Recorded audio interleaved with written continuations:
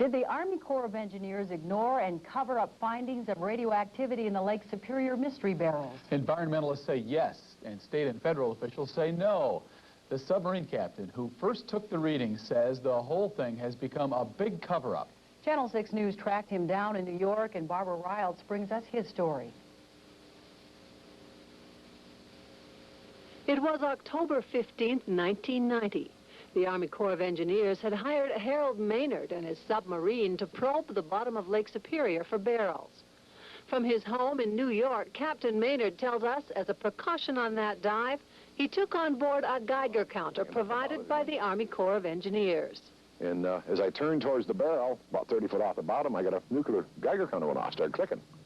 I turned towards the barrel, and when I got almost to the barrel, it went off again. And it was clicking again, low level. When Maynard resurfaced, Corps officials went over his sub with a Geiger counter. Maynard says it went off as it moved over the line that tethered the sub to surface crafts. When he got near that tether with that Geiger counter, it took off. It went right up the line. You could hear it just rattling, click, click, click, click, click, click, click. Jack Dempsey of the Army Corps of Engineers then went back down with Captain Maynard to read the levels himself. In a telephone interview, he tells us, "We anchored ourselves as close to the same spot as possible for a good hour. We could never repeat Mr. Maynard's readings." But Maynard says the Corps refused to go back to the spot where the radioactivity was detected. The nuclear readings that I got, the little low-level ones, were in the south of this barrel field. They wouldn't let me go back there again. They kept me to the north and to the east. As far as these stories, you know, I'm starting to get really tired of it.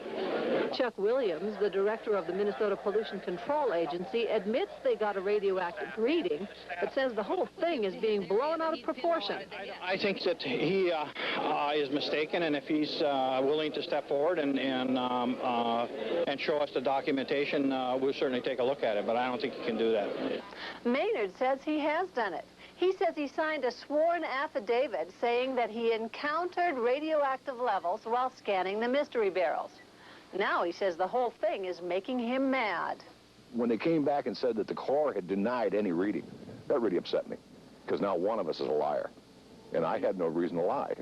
Duluth environmentalists brought the issue before the City Council this week, and at the upcoming agenda session, councilors will take a deeper look.